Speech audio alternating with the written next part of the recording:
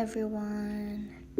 Suklay muna tayo bago tayo magsimulang mag-ayos at mag-prepare. After magsuklay, it's time to take a bath. Pagkatapos maligo, patuyo ng hair, and then ayan na magto-toner na tayo. Tap-tap lang para hindi ma-irritate yung skin. Pati sa leeg, syempre dapat kasama and ears. Yan, patuyuin lang natin, tapos apply na tayo ng moisturizer para ma-reduce yung mga skin problems natin. Lalo na kapag dry skin ka. Yan. Spread lang natin, pati leeg. And all. After moisturizer, ayan, patuyuin lang natin. Tapos, apply na tayo ng serum para ma-manage yung specific skin concern natin. Lalo na kung marami tayong acne or may dry skin tayo, para ma-hydrate yung skin natin. Lalo na kapag lumalabas tayo, exposed tayo sa araw, sobrang init talaga. Next naman ay maglagay tayo ng lip balm para mas smooth at mas maganda yung pagkalagay natin ng lipstick. Tapos syempre yung pinaka-importante sa lahat, sunscreen. Syempre para maprotektahan natin yung skin natin from the sun, lalo na kung exposed tayo sa araw.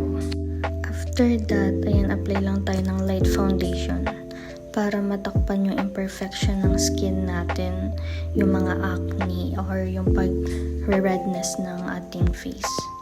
Next, lagay tayo ng concealer para matakpan yung mga eye bags, yung dark areas, yung mga pimple, yung mga marks ng pimple, at kung nagre-red yung specific area ng face mo, pwede mo ding lagyan.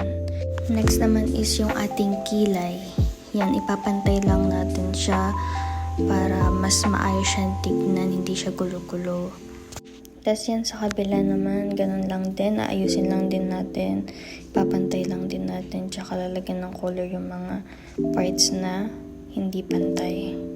So next is eyeshadow naman. Syempre napili ko dyan kulay is yung favorite ko, medyo ma-peach and pink siya. Maganda kasi siya combination. Next natin dyan is yung ating blush.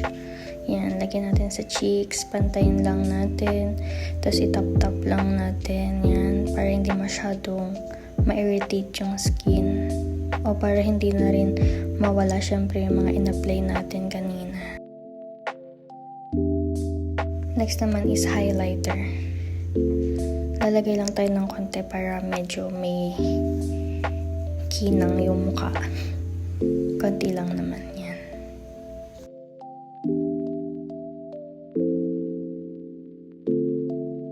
Next naman is sa hair na tayo. Yan, suklayin lang natin para medyo straight yung buhok bago ipuyod. Yan.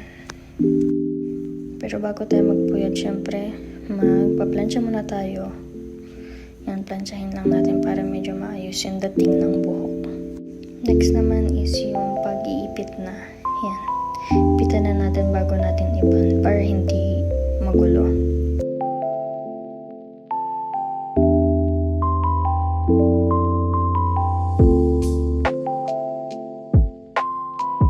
Tapos lagay lang tayo ng konting hair serum para hindi ganun kagulo tignan yung hair.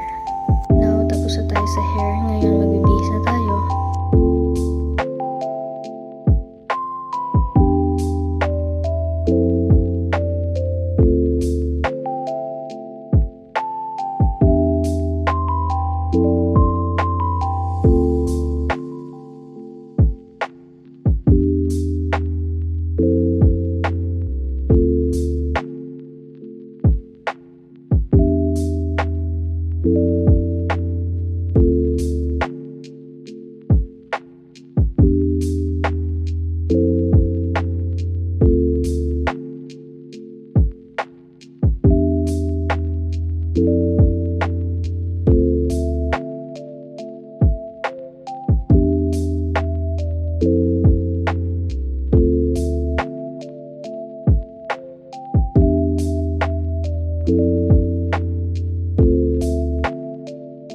And then lagay lang tayo ng konting lipstick para hindi maputla tignan.